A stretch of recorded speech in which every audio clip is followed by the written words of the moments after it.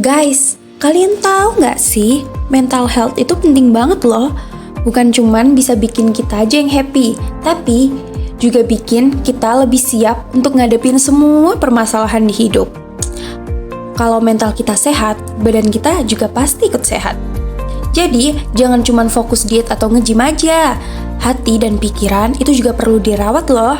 Yuk, mulai sayangi diri sendiri biar hidup makin enjoy. Tahu nggak sih, tiap budaya itu punya caranya masing-masing untuk melihat penyakit mental loh. Misalnya ada yang nganggap kerasukan roh itu seperti gangguan mental, tapi di tempat lain itu cuma fenomena biasa. Nah, ini bukti kalau kesehatan mental itu nggak bisa dipisahin dari budaya.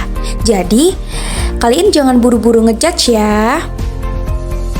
Psikiatri dan antropologi itu kayak partner in crime loh. Mereka kerja bareng buat memahami kesehatan mental dari perspektif budaya. Ruth Benedict pernah bilang, apa yang normal di satu budaya bisa nggak normal di budaya lain. So, yuk lebih peka dengan keberagaman. Oke, sekarang yang bakal kita bahas adalah perbedaan saman versus psikoanalisis. Kalau saman, dia tuh lebih ke ritual-ritual mistis untuk nyembuhin orang, kayak doa atau mitos gitu. Sementara psikoanalisis, mereka tuh bakal menyelami masalah batin kita, cari tahu trauma kita dari masa lalu kita yang bikin kita stuck. Contohnya tuh kayak gini, saman bisa bilang, kamu tuh kerasukan roh karena ada masalah batin. Tapi kalau psikoanalisis mungkin bakal bilang, trauma tuh terjadi karena masa kecil kita yang belum selesai.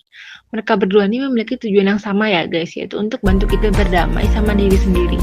Jadi kalian tim yang mana? Saman atau psikoanalisis? Ini ya guys, ada 3 cara buat nyembuhin mental.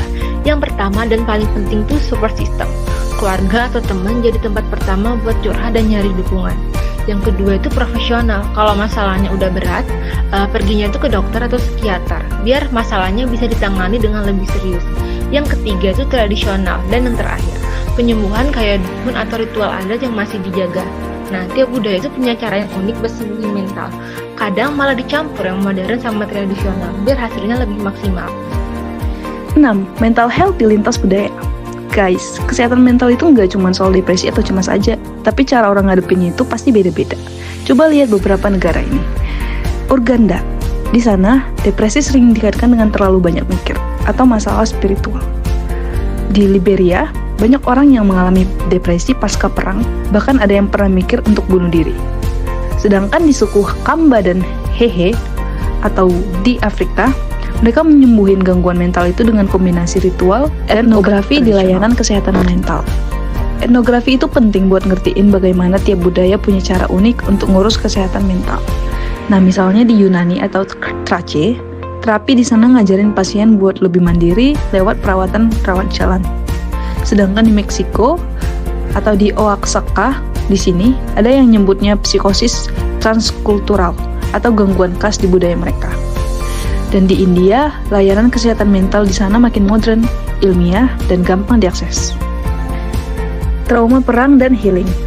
Perang bukan cuma bikin orang terluka fisik, tapi juga mental. Nah, contohnya itu di pengungsi Bosnia yang mengalami trauma psikologis setelah perang. Sekitar setengah dari mereka itu ngalamin gangguan mental.